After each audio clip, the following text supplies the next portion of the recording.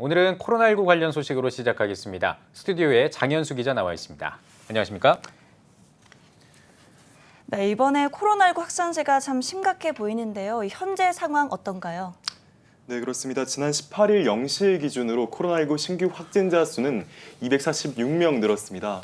14일 이후로 닷새 동안 연속 세 자릿수를 기록한 건데요. 해외 유입 확진자를 제외한 지역 발생 감염자는 235명입니다. 특히 수도권 지역을 중심으로 한 코로나19 확산세가 두드러지고 있는데요. 교회는 물론 또 경기 양평군 마을 모임, 스타벅스 파주 야당역점, 또 서울 해화경찰서, 광주 노래홀 등 다양한 곳에서 산발적 감염이 계속되고 있습니다. 중앙재난안전대책본부 측은 지난 17일 정례 브리핑을 통해 현재 서울 경기 상황은 대구 경북의 집단 감염 사태를 떠올리게 하지만 그 양상이나 방역 대응 측면에서 그때보다 더 위험한 요소를 지니고 있다고 밝혔는데요. 확진자가 다양한 지역에서 발생하고 있는 데다가 고령층 확진자의 비율이 높은 것도 특징입니다.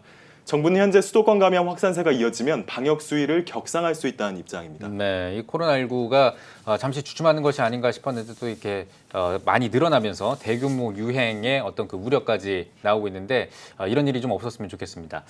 특히나 이 사랑제일교회발 감염이 최근에 심상치 않은 것 같은데 어떻습니까? 네, 17일 0시를 기준으로 봤을 때 서울 지역 신규 확진자의 64%가 사랑제일교회 관련 사례였습니다. 예. 지난 17일까지 전국적으로 봤을 때 사랑제일교회 관련 확진자가 300명이 넘는 상황인데요. 사랑제일교회 정광훈 목사도 확진 판정을 받고 서울의료원으로 이송됐습니다. 또 여의도 순복음교회 관련 확진자들도 발생한 것으로 알려졌는데요. 교회 규모가 큰 만큼 또 추가 확진자가 있을지 방역 당국도 긴장 상태입니다. 예. 네, 이 교회에서 확진자가 점점 나오면서 교회 내부에서도 이 방역에 힘쓰자는 한국 교회 목소리가 좀 더 커지고 있다고 하죠. 네, 그렇습니다. 한국교회는 지금까지 방역에 힘써온 노력이 수포로 돌아가지 않도록 방역을 강화하고 또 추가 확산을 막는 데 최선을 다하자는 입장을 밝혔습니다.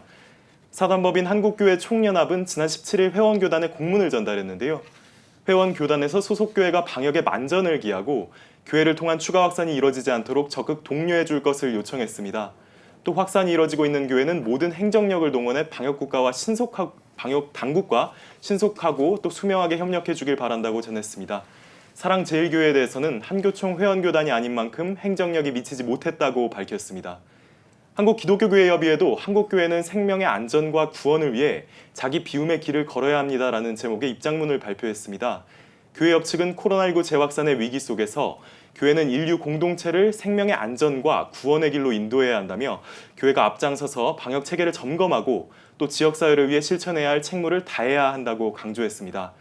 또 한국기독교장로회 총회장을 역임한 전병근 목사, 기독교대한성결교회 총회장 한기채 목사, 작은 목자들교회 박영돈 목사 등 교계 지도자들은 또 SNS 등의 소통 창구를 통해 코로나19 전국에서 한국교회 전체가 비난의 대상이 되고 있다는 점에 안타까운 마음을 드러내면서 한국교회가 감당해야 할 책임감에 대해 강조했습니다. 네, 하루빨리 코로나19 이 전국이 좀 없어졌으면 좋겠습니다. 너무나 길게 지금 이어져 오고 있는데.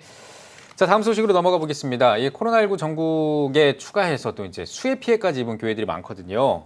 그래서 참 안타까움을 많이 자아내고 있는데 이 수해 입은 교회들을 돕기 위한 한국교회의 지원이 이어지고 있다고요. 네, 맞습니다. 한국교회 봉사단은 지난 13일 강원 철원군 지역 피해 복구에 앞장서고 있는 철원군 기독교연합회에 긴급 구호금을 전달했습니다. 연합회 측은 철원군 지역 교회들이 대부분 농촌 교회들이라 재정적으로 힘든 가운데 한교봉의 지원이 큰 도움이 된다고 전했습니다. 한교봉은 지난 7일부터 오는 9월 14일까지 수해 피해 교회와 이웃을 돕기 위한 모금 캠페인을 진행하고 있습니다. 대한예수교장로회 통합총회 사회봉사부는 지난 13일 전남과 경남 지역 피해 교회를 방문해 피해 상황을 확인하고 위로를 전했는데요. 전국 교회를 대상으로 수해 복구를 위한 모금을 진행하겠다는 계획도 전했습니다. 대한예수교장로회 합동총회도 구제부를 통해 피해 사례를 조사하고 지원책을 마련하겠다는 계획입니다. 기독교 대한성결교회도 수해로 어려운 교회와 이웃을 돕기 위해 구성금 모금에 나서는 등 총회 차원의 노력을 다하고 있습니다. 또 지난 17일에는 대한예수교장로회 백석총회가 집중호우에 피해 입은 소속 교회들을 찾아 위로했습니다. 취재진이 동행했는데요. 침수 피해를 겪은 충남 금산군에 위치한 성산교회와 경기 남양주시에 위치한 하늘목장교회입니다. 하늘목장교회의 경우 지난 장마철 집중호우에 예배당이 침수됐습니다. 물을 퍼냈지만 아직 바닥에서 물이 나오고 있는 상태인데요. 엎친 데 덮친 격으로 또 교회를 담임하는 이유빈 목사는 복구 작업 중에 넘어져서 허리뼈 골절로 입원한 상태입니다. 예장 백석총회 측은 교회를 찾아 수해 현장을 둘러보고 또 빠른 복구에 도움이 될 수 있도록 지원금을 전달했습니다. 예장 백석총회 정영근 부총회장은 어려운 때일수록 개혁주의 생명신학의 7대 운동 중 하나인 나눔운동에 힘쓰겠다고 전했는데요. 관련 인터뷰 내용 들어보시겠습니다. 생각보다 많은 이 어려움 피해를 당한 걸 볼 때 마음이 매우 아픕니다만은 우리 총회장님을 비롯해서 우리 모두가 이제는 개혁주의 생명신학 실천운동 7가지를 우리가 하고 있습니다. 그중에 우리가 나눔운동을 하고 있는데 짐이 어려울 때에 우리는 나눔운동에 전력을 지금 다하고 있습니다. 네, 예수 그리스도의 사랑을 실천하는 한 한국교회의 나눔으로 이 수해를 어려움을 겪는 교회들에게 복구 작업에 더욱더 힘이 될 수 있길 기원합니다. 장현수 기자 수고하셨습니다.